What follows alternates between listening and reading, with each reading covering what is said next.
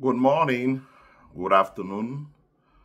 If you are living in the US, you are living in South America, if you are living in Asia, Africa, or Europe, and are a member of our channel or not, good afternoon. Receive my greeting. My name is Elise Yonta. I'm a financial analyst and economist living in the United States. I spent some time in my channels, my YouTube channels, my Facebook channels, my X account too, to share the brainstorm with you, with all our audience, and also share what I know. I would say my knowledge about ongoing things, especially in Africa, because what we say here, our audience is our friends, our parents, our former classmates, or other people that we get to know, and they always ask us, to kind of do a brainstorm of what's going on, for them to be able to understand very well how the world is moving right now. Please give us a like on our video, share the video on our Facebook page, on our Facebook groups, or WhatsApp or Telegram groups. Also invite your friend to subscribe the membership, subscribe, to hit the subscription on our YouTube channels. Also ask your friend also so that they can have the notification when any video is posted, but also have them to subscribe the membership so that they can support the growth of our channels. I'm doing this video regarding the decision of our president, Donald Trump, to I would say to close the USAID. USAID is a federal agency here in the United States, which manage the help or the aid, the support that the United States can give to foreign country when there is a disasters, when people are lost everything, when there is a war everywhere, somewhere in a country, African country, or somewhere else, our people have been displaced, when there is a health break where people have lost their home. Usually the United States, through the USAID agencies, helps those countries to, sometimes to rescue people, sometimes to provide emergencies assistance, sometimes to provide food, clothes, medications, so that people can recover. And this is very important because many countries, like in African countries, sometimes the financial, when we are not an industrialized country, sometimes the financial resource that the country has is very limited, and when there is tough time, there is not enough resource to to help people or to support them. So all the time we appreciate the support and the help of the federal government in the United States. That's why we all, when we are here, we work hard, 1, 2 jobs. Sometimes we may be working as financial or accounting or economist, whatever, and have another job as a professor, to teach kids, and those income, we pay our fair share of tax, sometimes 20, 25, or 30% is taken to our paycheck to pay our tax. And if we do that, it's also because, first of all, we want to be part of the community, and we also appreciate the fact that the United States is not like others country. It's a unique country in the world because that's or one country, or that you really feel the solidarity, whatever, especially when you come to the United States, you really feel the solidarity of the people. People want you to succeed. If you are hard work and you want to succeed, they support you. They want to succeed. They're a different organization supported by the federal government or sometimes by local state, which allow you to support. They support you to go to school, for food, for housing, for whatever. There is a big solidarity, and we all take advantage of that to go to school, to work, to teach, and to give back to the community. That's very important. So my presentation is not a political presentation at all. Even if I'm going to talk about the decision of President Donald Trump to shut down the USAID right now, maybe he planned to do some reform. I don't know exactly what will happen. But I just wanted to advocate for some people in Africa who are who scare a lot, and I'm going to give the explanation.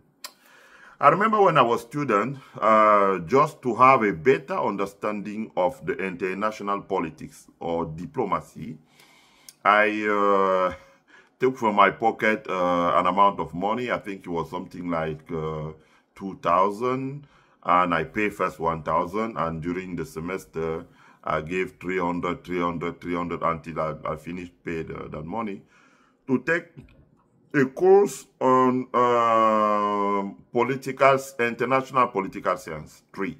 So it was a course that I was taking. It wasn't my grade, but I was taking it with the graduate school of people going to political science. And I especially wanted to learn the international politics, the diplomacy, and also how the multilateralisms, the interest of the United States on the multilateralism and the bilateral relationship on the United States on the politics. That's very important because it gives you a better understanding of how the world works and how international organizations, what's their importance, and also how is the strategy of the U.S., the diplomatic strategy of the U.S., and how the system works. I finished with the A grade. That's very important. But I remember during that class, our professor, she's a lady, and she has a great experience in Washington on working for the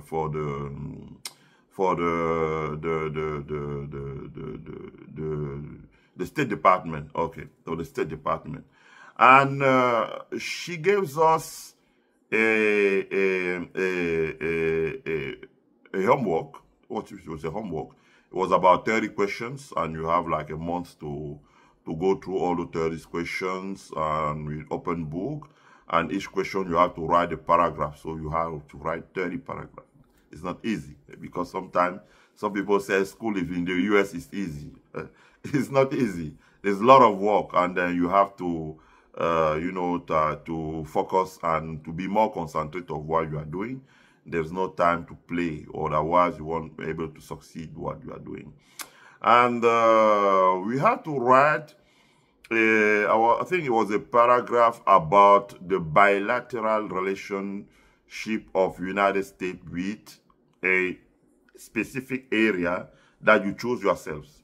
Because I was born in Africa, in Cameroon, I choose to focus my study in African countries. And I have one of classmates who was an African too. We were just two. And the other guy was a Nigerian guy. And the most important thing with him is that he was the owner and the founder of a big media group in Nigeria. And he just came to the US because he wanted to learn more and to go on to a PhD on international politics, diplomacy. So he wanted to have a better understanding of international affairs. And then the professor asked a question, and I remember the question was, who has done a lot for African country? So it was a bonus question. And with that bonus question, many people was born in the US reply, President Bill Clinton. Yes, President Bill Clinton. And they say, oh, it's President Bill Clinton because And she asked me and my Nigerian classmate to write, in a very sheet of paper, because many people were writing, and you, can you write? And we wrote, both of us, that it was President George Bush Jr. President George Bush Jr. Because there are two George Bush who have been president of the United States. George Bush the father and George Bush Jr. the son. So it was George Bush Jr. So the professor was surprised because she said, oh, in the U.S., the opinion thinks that a Democrat president is good for African country when a Republican president is worse for African country. But we replied that those are just facts. Those are just facts that the best president the president who has done a lot for African country was a Republican, not a Democrat. And I'm saying that my presentation is not a political presentation. So we reply like that, and then the professor asked us, you have to provide evidence to support what you are saying, so your point of view. And both of us, you have the same, again, with my former classmate, that Nigerian guys, and especially because he was the head of one of the biggest media group in Nigeria. He has a scholarship to come to the US, and study more, and so he can, so he can give another dimension to the media group that he was running with newspaper, TV, website, or whatever. And then we say that President George Bush, when he was president of the United States, he has 2 terms, 4 year. Africa has struggled a lot with some diseases who have killed a lot of people in Africa. HIV, tuberculosis, liver, what they say in French, insuffisance rénale, liver diseases, polio for the kids. For those who remember, in 2000, the African Cup of Nation of soccer, there wasn't any sponsor. The sponsorship was kick polio out of Africa, because we really have it. Everybody in the family, if you look at my channel, I've did an interview with Professor Welle. Professor Welle is a PhD in education in the United States. Many people know him in Cameroon. He was one of the union leader who had advocate a lot for people, living with disability, because they have lost all their feet, and he too. So because there wasn't a vaccine for polio, and the lack of vaccine against polio, hundreds of thousands of kids in Cameroon, close to 1 million, and millions of kids in Africa lost the mobility, the opportunity to use their feet. They just rely on their hand and a stick that they use. And when you live in a place where, the buildings, there's not accommodation for this type of people, they struggle a lot, unable to go to school, unable to do anything. The AIDS, all those sexual diseases, and I wanted to make a point. Many people in Africa did not catch sexual diseases because of the sexual activity. No.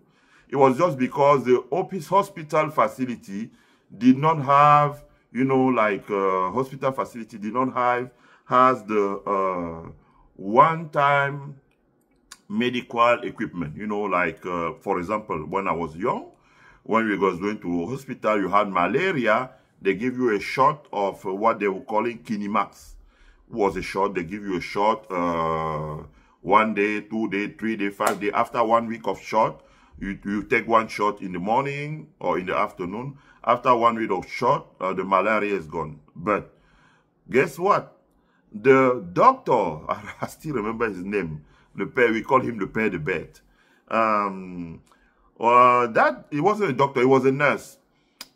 That nurse was using just five syringes for like, I don't know, maybe for 10,000 people. And when he just used, and then he put in sort of box, he boiled it, and when he removes, he clean and he use again. So many people contracted those sexual diseases just because facility did not have enough equipment to run a safe healthcare, healthcare for people. And many people died. They died of AIDS. They contracted gonococci, syphilis, stuff like that. Tuberculosis. I remember when I left my country, Cameroon, to go to France, when I came back, I was asking, what about this? What about this person? What about this person? This person, she dies of tuberculosis. This person, she dies of rougeole, what we call rougeole. This person dies of HIV. Many people lost their life, not because they have a sexual activity. And again, some woman who was infected in hospital was unable to have kids. I have friends of mine who could not have kids because they were infected in hospital. And today, due to the progress of the medicine, they are able to have kids. They have 1, 2 kids. They are girls. And I really appreciate, they have 1, 2, and they are waiting for 3rd kid. And they start to have kids when they were 40 years old, when the medicine have done see. So that's something very important. And during that class, we say that President Bush Jr. was a guy who has done a lot because through the USAID, President Bush provided the support, the financial support, the equipment support, the medications, the training for African doctors through scholarship in the United States. He provided many things so that they can come to the US and have a better training and see what medication are, that's all that he did has improved the quality of the health care that are provided in African hospital facilities. All those was set by President George Bush Jr., which is a Republican. Who is a Republican? Who is a Republican? Not which is a Republican. Who is a Republican? And that saved millions of lives, millions of lives, millions of lives, millions of lives. I want to say it again. Because President Bush provided that program, was voted by the Congress. I make a research, it was a bipartisan agreement.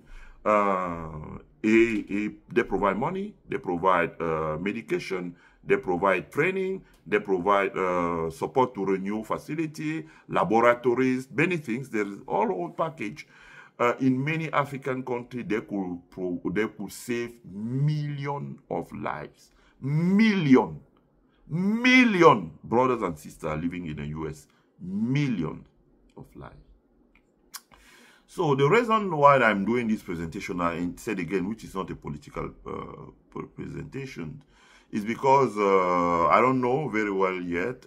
President Trump have decided to put on hold the USAID and to suspend all the, to freeze all the program, not suspend, to freeze all the programs. The thing I wanted to say, President Trump is like a father, is someone who is, look at my age, you look at his age, you could be the father. So I speaking to him and his government respectfully, I say.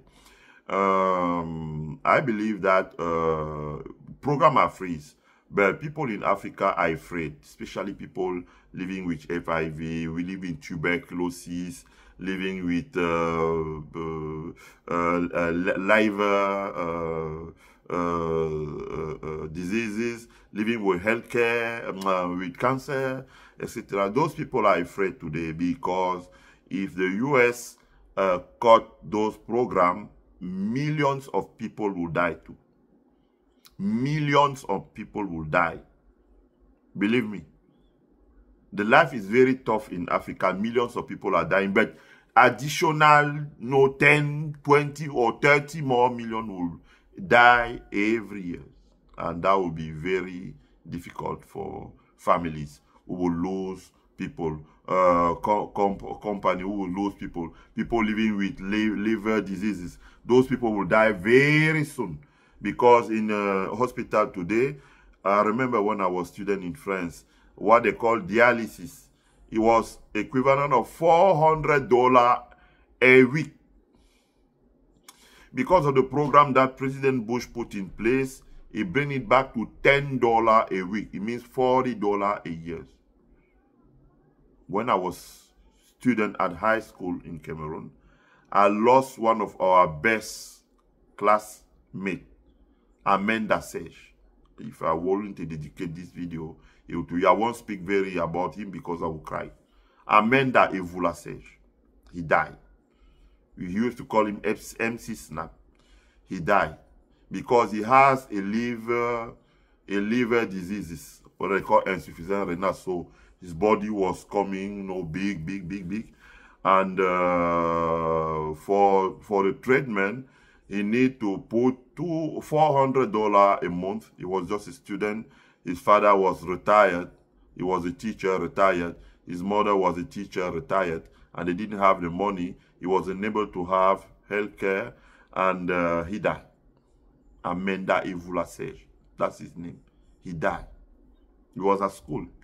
We started the first quarter, but by the second quarter, end of second quarter, he passed away. He suffered a lot. We was able to see him, it was horrible.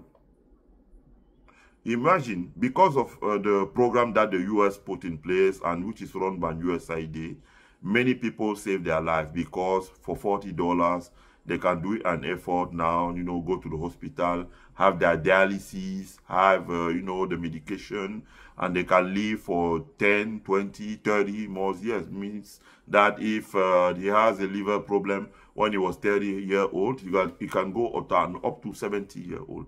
And they keep working, taking care of their family, whatever. So, US is a great country. United States is a great country.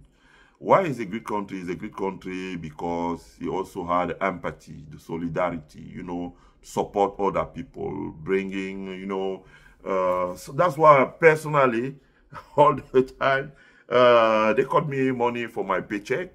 Whatever I do, they cut me money for my paycheck, or whatever type of income that I have, they cut money for my paycheck.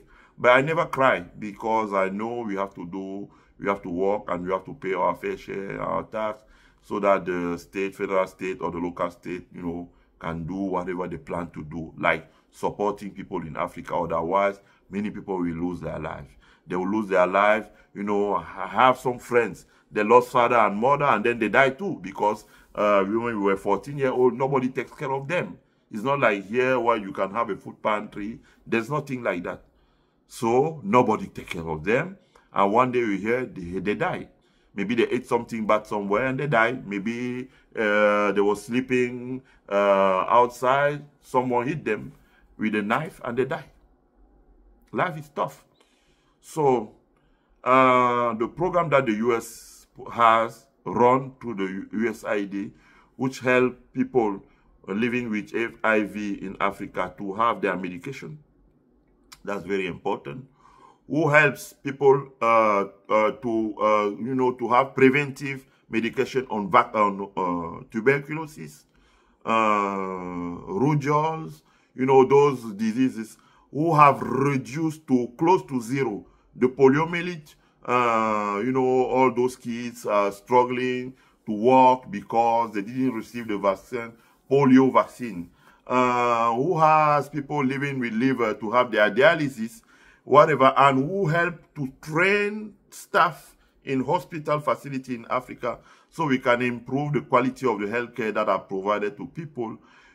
All those support. We will never have enough word to thank the United States for that.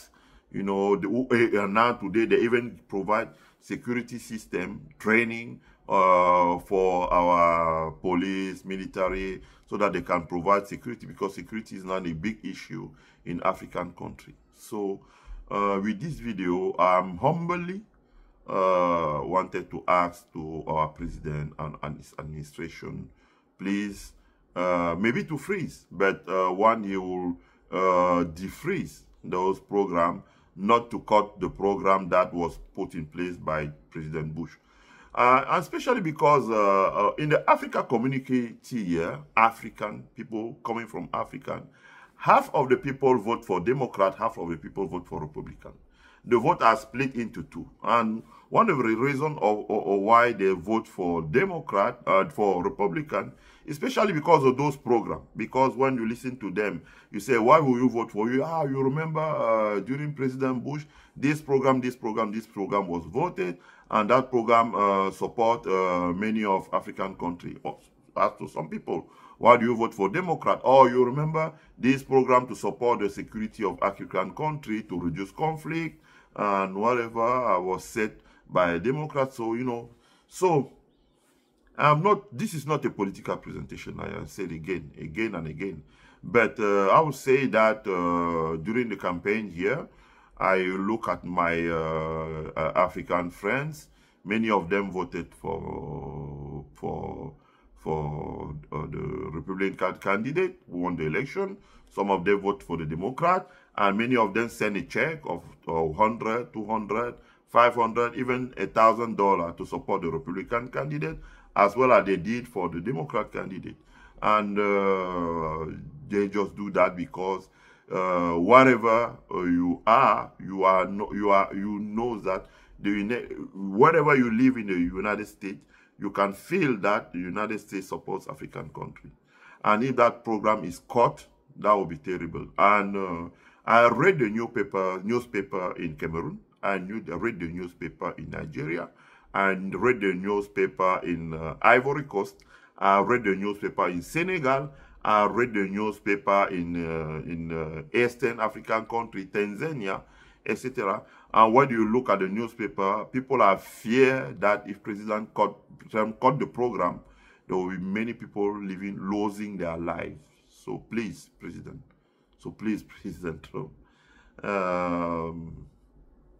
United States saved many lives, and we praise the United States for that. And please, do whatever you can, defreeze the program, and you know, do whatever you can for that program to restart again, so that people who are unable to afford very expensive program may lose their life.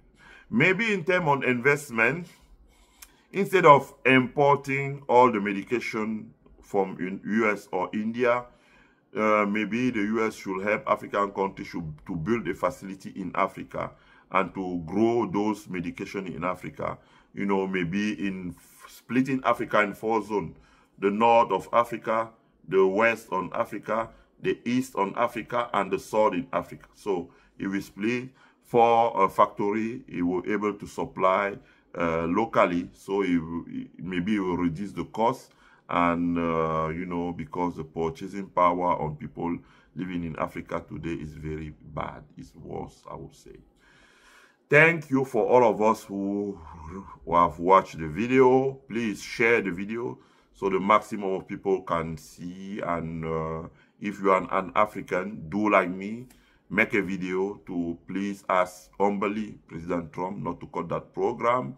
I remember when there was Anglophone ongoing crisis in Cameroon, we went to the White House to demonstrate peacefully, and he sent the staff out to listen to us, and they took they did what they were supposed to do, so that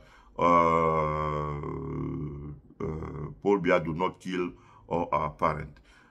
This is not a partisan presentation, but I would say that many of Africans who watch the video do like me, do a video, write, call, whatever you do, so let that, you know, because the people who has those difficulty live abroad.